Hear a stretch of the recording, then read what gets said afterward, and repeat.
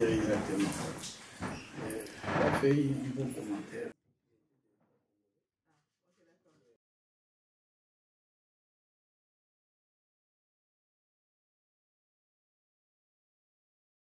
Mais d'abord, c'est important. L'ambassade de la République démocratique du Congo, c'est chez moi, étant donné que je suis le Premier ministre de la République du gouvernement de la République démocratique du Congo. Donc ce n'est que normal que je puisse me retrouver ici à l'ambassade. Ça, c'était la première chose. La deuxième chose, je pense que c'était important de pouvoir rencontrer les diplomates et l'ensemble du personnel de l'ambassade. Vous savez, j'ai rencontré la diaspora et je ne peux pas avoir rencontré la diaspora congolaise sans aussi m'entretenir avec les diplomates et personnels de notre ambassade. Et c'était aussi important pour moi d'échanger avec eux par rapport à la manière dont le travail se fait ici, par rapport à la manière dont leur vie se passe ici au Canada, à Ottawa plus précisément. Mais aussi, pour moi, je voulais féliciter le personnel de l'ambassade, les diplomates et monsieur l'ambassadeur, parce qu'ils ont vraiment accompli des merveilles, ils ont fait un travail de titan pour pouvoir, en un laps de temps très court, pouvoir obtenir tous les rendez-vous avec les différentes autorités politiques. J'ai eu à rencontrer le président du Parlement, donc la Chambre des communes. J'ai eu à rencontrer le ministre du Développement international, la ministre des Affaires étrangères, la secrétaire parlementaire. Demain, ce sera le Premier ministre. Et ça veut dire que cette ambassade est très dynamique et très active. Et c'est pour ça qu'en un laps de temps très court, on a pu avoir toutes ces audiences-là. Et c'est quelque chose d'important. Au moment où la République démocratique du Congo est en train de porter haut sa diplomatie et veut se faire connaître au niveau international, qu'on puisse avoir toutes ces rencontres, c'est quelque chose de vraiment important. Et l'ambassade est à féliciter pour ça. Comme je dis, nous sommes sur la bonne voie, hein, parce que dans les échanges que j'ai pu avoir, non seulement avec les autorités politiques de ce pays, ça démontre vraiment ce travail de titan que fait l'ambassade à travers monsieur l'ambassadeur pour représenter dignement le pays, donner une image positive, de la même manière que ce soit avec le milieu économique. Vous voyez, nous sommes dans le forum Canada-Afrique, qui est un moment important aussi pour notre pays, surtout dans la mesure où au niveau du programme d'action du gouvernement, nous parlons de diversification de l'économie et de création d'emplois. Donc là, les contacts qu'on peut avoir au niveau économique, attirer les investisseurs, c'est quelque chose d'important. Et l'autre chose aussi, d'un point de vue diplomatique, vous savez, quand on discute de la position de la République démocratique du Congo, quand on discute du conflit à l'Est, c'est important d'assurer que des pays amis comme le Canada peuvent comprendre les problématiques, j'ai eu à discuter sur ça, et peuvent porter aussi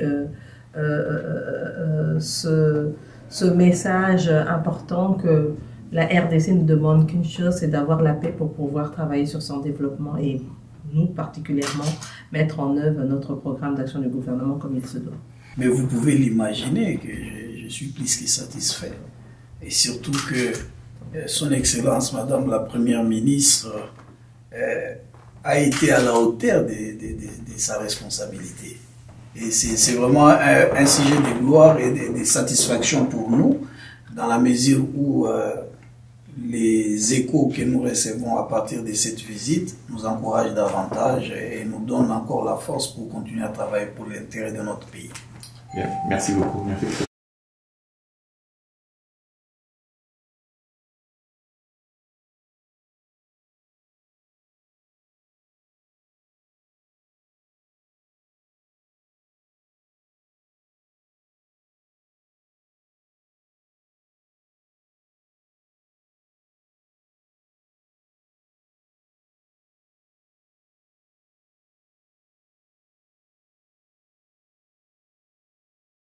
Alors aujourd'hui, vous avez conduit la délégation de l'Union sacrée, échangé avec son Excellence Madame la Première ministre. Peut-on savoir quel a été l'objet de vos échanges de façon globale? Merci beaucoup, monsieur le journaliste. Avant de répondre à votre question, je tiens d'abord à exprimer toute ma gratitude vis-à-vis de Madame, Son Excellence Madame la Première ministre, qui a daigné nous apporter une audience aujourd'hui avec une délégation forte des membres de l'Union sacrée et des forces vives de la communauté congolaise au Canada. Donc notre rencontre a tourné essentiellement autour de 3 points importants et qui sont aussi reliés à la promesse faite par Son Excellence, monsieur le chef de l'État, Félix-Antoine Tshisekedi Tshilombo à Washington. Et lors de cette rencontre-là, Son Excellence, monsieur le Président, avait promis à la diaspora qu'il allait régler la question de la nationalité congolaise pour les Congolais d'origine de la diaspora. Et la deuxième question qu'on a discutée, c'était la question qui concerne la création du ministère des Congolais de l'étranger, promesse faite par le chef de l'État à Washington. Et puis la position, ou si vous voulez bien, la question de la constituante qui est en vue. Et ici, nous soutenons et nous appuyons l'initiative du chef de l'État, dans ce sens que la constitution de la RDC, telle qu'elle est présentement en vigueur, et n'est plus adaptée aux circonstances du moment. Et ça nécessite évidemment qu'une constituante constituée de toutes les forces vives de notre communauté, de notre pays, puisse réfléchir sur les adaptations nécessaires à apporter pour rendre réelle la constitution congolaise actuelle. Voilà les 3 points importants que nous avons échangés avec Son Excellence Madame la Première ministre. À son tour, elle vous a répondu. Êtes-vous satisfait? Nous sommes très satisfaits, nous avons reçu des réponses adéquates et c'était très sage et très intelligible. Et nous appuyons l'action du gouvernement de la RDC, nous appuyons Son Excellence Madame la Première ministre qui s'inscrit évidemment dans la vision globale du chef de l'État et la diaspora canadienne ici. Et tous les membres de l'Union sacrée du Canada sont derrière le gouvernement congolais. Merci beaucoup, Monsieur le Président. Merci. Président. Ça me fait beaucoup d'émotions, une très grande joie, parce que pour nous qui vivons ici au Canada, c'est un moment historique. Il y a plusieurs barrières qu'elle a brisées avec sa présence. Première femme, première ministre, mais attendez, premier ministre de la RDC à venir au Canada. Pour nous, ça veut tout dire. Vous savez, le Canada, c'est un pays fédéral qui a comme chef du gouvernement un premier ministre. Après le premier ministre, au-delà, il y a le roi, qui est la couronne qui est représentée par Londres. Mais pour nous, c'est important de voir aussi notre première ministre. Il y a un compatriote qui a dit tantôt que les enfants nous ont posé la question à la maison, mais on voit Justin Trudeau, le premier ministre du Canada, et au Congo. Ces quelques jours, on était fiers de montrer à nos enfants, voici l'équivalent de notre Justin Trudeau, Madame Judith Toloka. C'est beaucoup d'émotions, c'est une très grande joie.